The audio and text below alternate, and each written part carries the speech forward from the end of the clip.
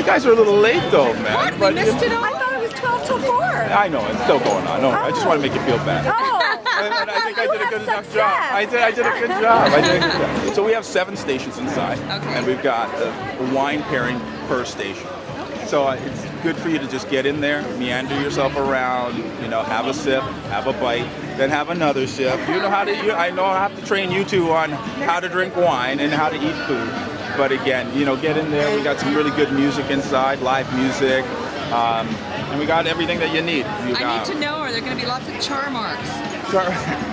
We've got some char marks on the jerk chicken stand right over here. All right. Oh, jerk venison. Chicken. Yeah, we have some venison in there. We've got some short ribs in there. We have quail in there. Now, again, if you guys are media savvy, it's not food that you can eat with just one hand, and you kind of wore white, so I'm a little concerned. But so did I. So did you, my dear. So did I. So, all right, we'll go on. All right, in. go we'll on catch in. you a little later. Thank you, guys.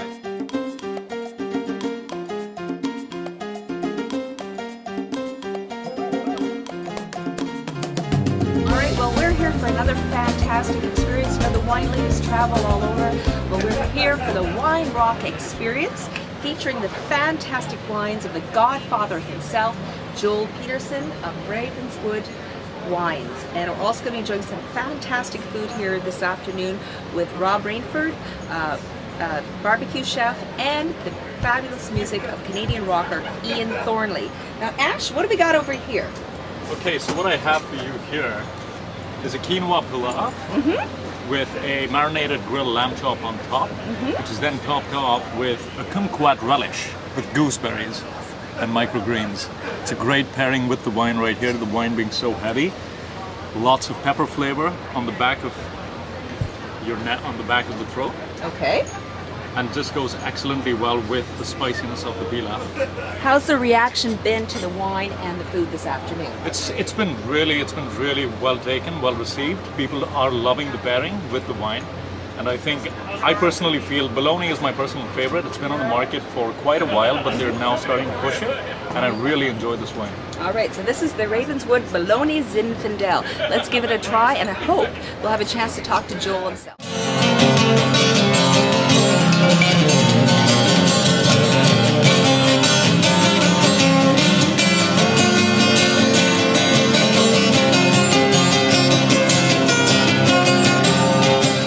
Winemaker today. We're going to find out all about him. Okay. One more. All right. And of course, Rob. Yep. Cheat.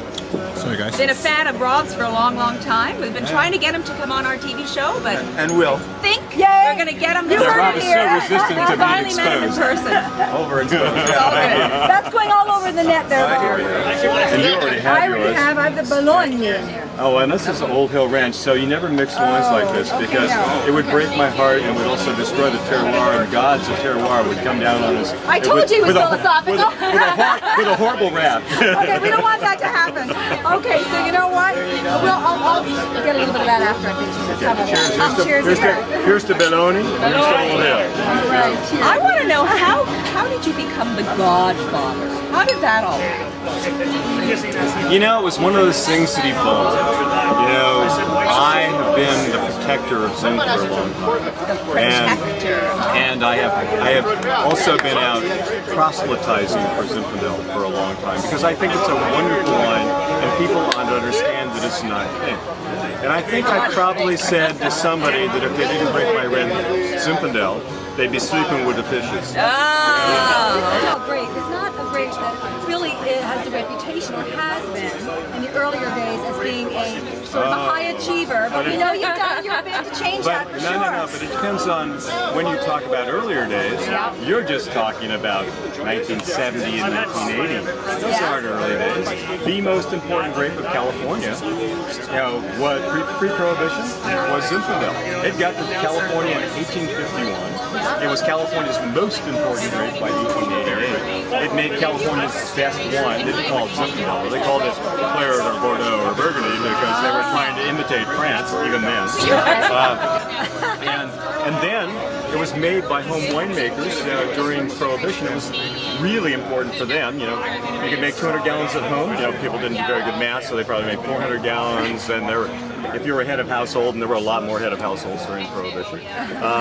And it was all for medicinal reasons. And it was for, well, I don't know, medicinal and other reasons. But you know, you could actually legally drink Zinfandel during those days. Oh, could you really? Yeah. There was an exception to that. Well, it was red wine. It was wine.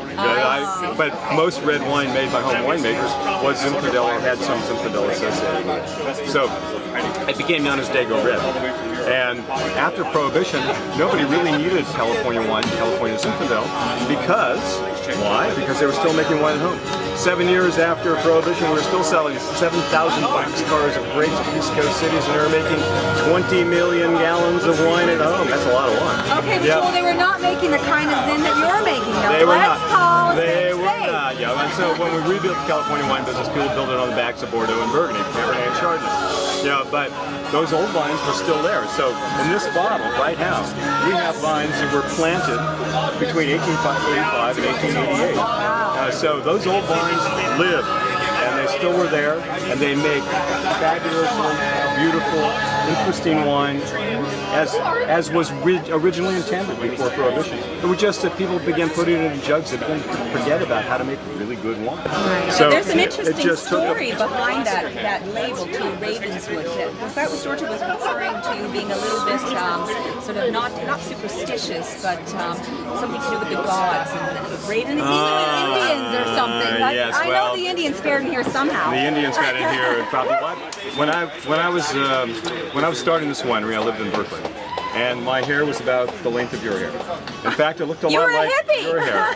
No, and I wore a lot of tie-dye. You can make whatever assumptions you want to make. I actually got training from a guy named Joseph Swan, who was making Zinfandel, and I went out to find my first grapes in 1976, and finally found a guy who would sell me old vine Zinfandel. He was a hippie like me. I didn't say that. He had long hair like me,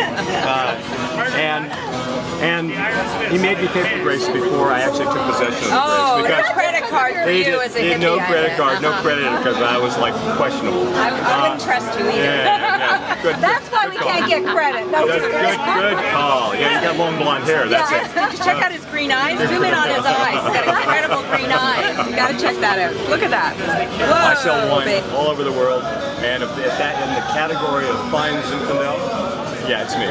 There's nobody else really. Well, Joel, welcome to Toronto, and it's a real pleasure. You brought, obviously, the California sunny weather with you. We thank you so much. You are very, very welcome. I am delighted to be here and being flanked by two beautiful ladies who obviously are smart and know their business. So it's fantastic. Thank you, Joel. Nice I to like meet this you. guy. Let's go taste some of that fantastic Zinfandel. What do you think? Cheers. I'm with that. Cheers. This jerk chicken rivals my jerk chicken that I have every year at the golf tournament, Suzanne. Mm-hmm. That Rob Rainford, he knows what he's doing. He does. Hi, so what do we got here? We've got jerk chicken supreme. Can you tell me a little bit about what we have in the dish and how he makes it so superb? Well, that's mostly, there's citrus in his marinade for his jerk chicken, which is a little bit different than other people. And there's not as much Scotch bonnet pepper in it, which doesn't kill you with heat. So when you first bite into it, you just get a lot of flavor, and it keeps it moist and juicy. It's been marinated for overnight. It's sitting on top of a Yakima mango slaw, which is nice. There's a little bit of coriander pesto on top of that, with some coriander spice. Awesome. The mango is a nice touch to it. It's a great, Yeah, it's like a refreshing kind. Yeah, exactly. Yeah, it's a beautiful contrast. Okay, well maybe that's what I'll do next time. I'll throw a little mango, if Rob doesn't mind. He's probably patented the recipe, but anyway, that sounds good. Thank you so much. What's your name? I'm Dean. Dean. Hi, Dean. Nice to meet you. Nice to meet you. I can How was the food pairing selected? Food pairing and selections were basically wine delivered to my home and had an opportunity to play with food. I had a chance to have a sip, start thinking about what it is that I want to cook with these particular wines. Now, Joel is a really good winemaker, and what he gave me was a really good palate to play with. Now, I picked my chicken based on, the fact that it lacks a little bit of flavor all on its own, so I wanted to jazz it up with my jerk. So the wine paired here was just to complement the spice in the actual chicken. So, but the combinations were made basically me drinking and me eating. That's it.